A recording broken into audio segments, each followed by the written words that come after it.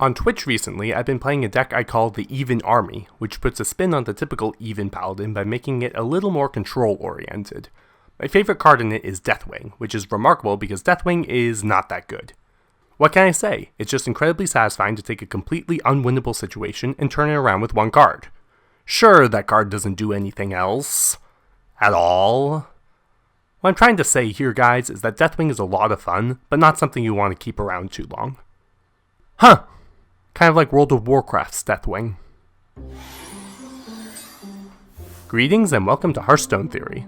Unless you've been living under a rock, you're aware that the current standard meta is overpopulated with Paladins, Druids, and Warlocks. While the classic Q-block deck is a complicated one that has recently been seeing counters, and Druid has frankly just been riding the high of Ultimate Infestation for a solid year now, Paladins are remarkable in the fact that they have three top-tier decks: Odd Paladin, Even Paladin, and Murloc Paladin. A couple weeks ago, I examined the Witchwood meta, asking what cards in the latest expansion created the circumstance we are now in. Today, I'm going to narrow my scope to focus exclusively on Paladin. Why it has several top-tier decks, while decks like Shaman have next to none. There are many reasons for this, but because I pride myself on concise but informative explanations, I will do my best to explain it anyways. This is Hearthstone Theories: Why Paladin is the Best in the Witchwood meta. To start off with, I'm going to talk about hero powers.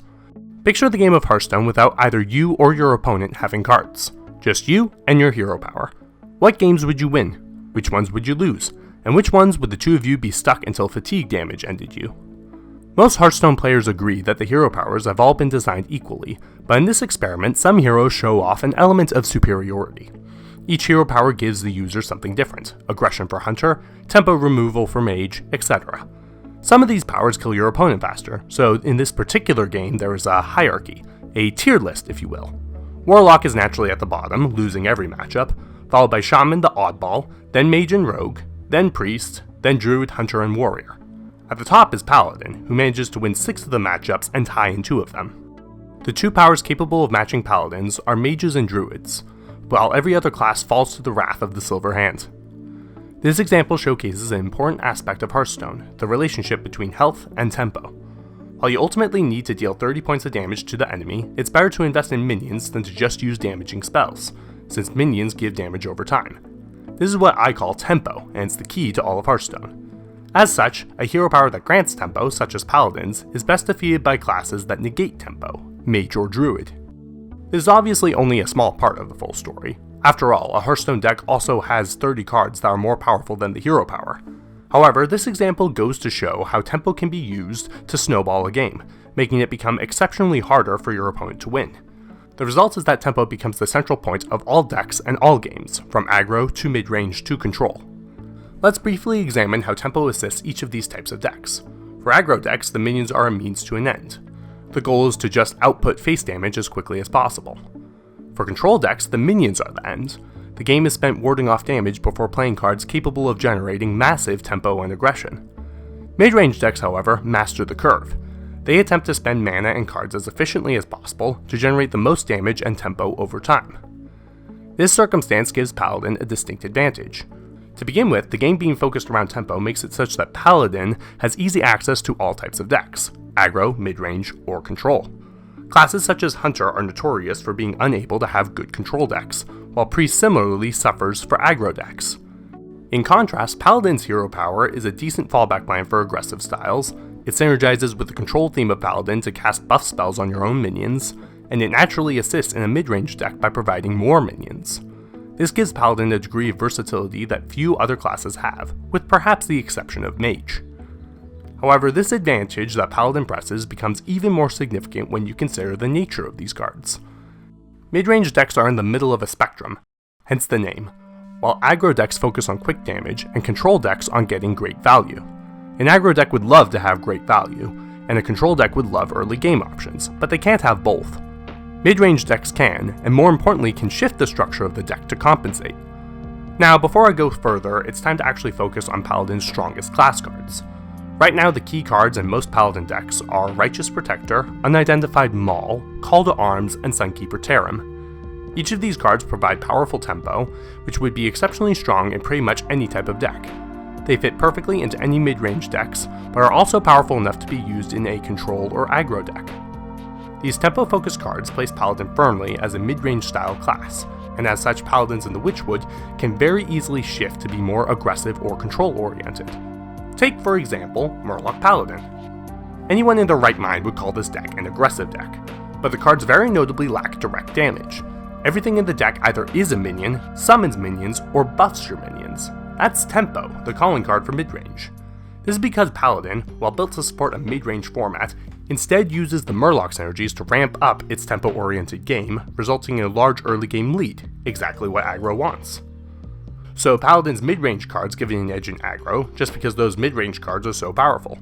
This goes to show how aggro and mid-range decks very often seem to blend together. If aggro decks use these powerful mid-range cards, and mid-range decks use them as well, then what's the difference? Now some of you may be asking, why haven't Paladins shifted to becoming control-oriented tempo decks? And the answer is, why would they? Adding more control-style cards to your deck leaves you exposed to tempo decks, which are currently dominating the meta. I specifically crafted this style of control mid-range myself, the deck that uses Deathwing, and it does exactly what you'd expect, a bit better against aggressive opponents, a bit worse against the more common mid-range decks. Anyways, Paladin's boost to tempo are supported not only by cards like Sunkeeper Tarim and Call to Arms, but by two of the biggest cards in the expansion themselves, Baku and Gen. The boost to the hero power first provides a clear tempo swing, which is always advantageous. However, this is also the part where Paladin's ability to shift from mid-range to aggressive or control comes particularly in handy, all because of the odd even pairs limitation. Having access to half your collection means that your options are limited, so a deck builder only has so much access to decent cards. Why not throw in a Lich King into the deck? He may be more control-oriented, but he's powerful enough to cap off the curve. Meanwhile for Baku, why not make the deck more aggressive? You have access to many 1-drops and 3-drops, and while a lot of them are subpar, the sheer force of them and your hero power should overwhelm your opponent. Even if you don't want to be aggressive, that's fine. Chuck a Stonehill Defender in there, it'll do its job. These tempo-oriented decks don't care too much for combinations and synergies, with the exception of level up, so they don't have to be picky about their minion choices. And those are the final details that complete this image. Paladin has been built since the beginning of the game, and for several expansions now to have acutely powerful tempo options, which have allowed for Murlocs, Baku, and Gen to take swift advantage. And even Paladin in particular is able to adjust itself to be more controlling or fast, whichever suits the player's style. It's these circumstances which are why Paladin is the best in the Witchwood meta. So what can we expect going forward into the next expansion, or with possible nerfs to Paladin? Well, at the moment, Paladin's position isn't the result of a single card, but rather the nature of an entire class. Remember, an even Paladin and an odd Paladin do not have a single matching card in their decks, and yet they are both top tier. This meta is the result of strong tempo for Paladin coinciding with even stronger tempo for Paladin, producing the perfect mid-range. The solution I can see would be to provide powerful anti-tempo effects to a new class in a future expansion, but then again I'm not a game designer, just a theorist. Will Blizzard do this, or will they allow Paladin to be on top just a little longer? We'll just have to wait and see.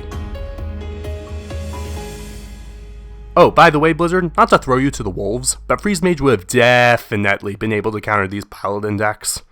I mean, probably. Guess we'll never know.